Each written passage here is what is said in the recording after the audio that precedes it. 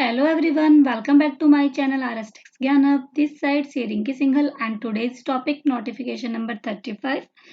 ये भी आपका 24 सितंबर की डेट में इशू हुआ है। इसमें बेसिकली जो सबसे इम्पोर्टेंट अमेंडमेंट आया है वो है आपका आधार ऑथेंटिकेशन से रिलेटेड। वही मैं आपसे डिस्कस करने जा रही हूँ।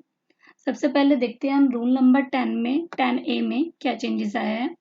इसमें कहा है कि पहले यहाँ पे केवल लिखा था, जैसे आप रजिस्ट्रेशन करते थे तो बैंक अकाउंट आप लगाते थे।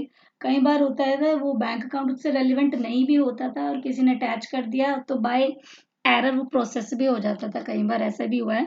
तो अभी क्या है, इन्होंने साफ साफ क्या लिख दिया है, डिटेल्स ऑफ बैंक अकाउंट के साथ क्या लिख दिया है, details of bank account which is in name of the registered person, यानी कि जो रजिस्टर्ड पर्सन के नाम का है वो bank account and obtained on permanent account number of the registered person shall be inserted.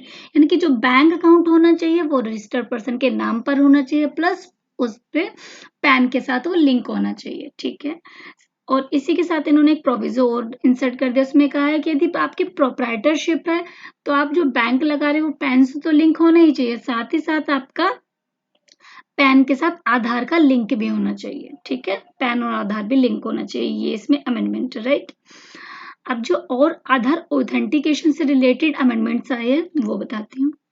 इन्होंने कहा है यदि आपकी प्रोप्राइटरशिप है तो प्रोप्राइटर को कराना है ऑथेंटिकेशन। यदि पार्टनरशिप फॉर्म में तो कोई भी एनी पार्टनर करा सकता है। यदि कंपनी है तो मैनेजिंग डायरेक्टर या होल टाइम डायरेक्टर।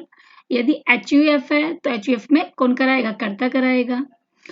यदि आपका क्या है, एसोसिएशन ऑफ पर्सन्स है तो member of the managing committee कराएंगे। यदि आपका बॉडी ऑफ इंडिविजुअल्स है या सोसाइटी है या ट्रस्टी है तो उस केस में कौन कराएगा, आपका trustee in the board of trustee. ठीक है। और यदि आपका ट्रस्ट है तो उस केस में ऑथोराइज सिग्नेटरी। तो ये सबको आपको क्या कराना है, ऑथेंटिकेशन कराना है। उन किस किस पर्पज के लिए मैंडेटरी है वो यहाँ पे मेंशन कर दिए हैं। यदि आपको क्या है, आपका रजिस्ट्रेशन कैंसिल हो गया और आपको उसको रिवोकेशन डालना है तो आपको जब तक आपका आधार ऑथेंटिकेशन नहीं होगा तो ये नहीं डलेगी। ठीक है। साथ ही यदि आपको रिफंड क्लेम करना है रूल नंबर 89 के अंदर या फिर रूल नंबर 96 में, तो दोनों ही केसेस में भी आपको आधार ऑथेंटिकेशन आपके लिए मैंडेटरी होगा। आगे एक्सप्लेन करते हैं कि यदि रजिस्टर आधार नंबर आपको अलॉट नहीं हुआ है उस केस में आप क्या करेंगे।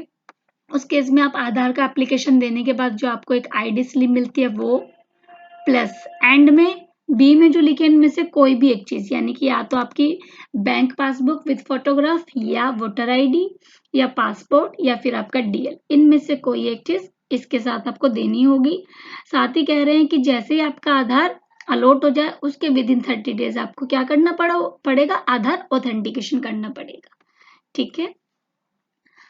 तो आई होप ये क्लियर हो गया होगा। बेसिकली इसमें सबसे इम्पोर्टेंट यही था, आधार ऑथेंटिकेशन और बैंक डिटेल्स के लिए कि रजिस्ट्रेशन के टाइम आपको ये सब कंसीडर करना है। तो काफी अच्छे अच्छे चेंजेस आ रहे हैं और भी नोटिफिकेशंस आ चुके हैं, वो भी मैं आपसे डिस्कस करूंगी। आई होप ये आपको क्लियर हो गया होगा। Thank you so much friends, take care, bye bye.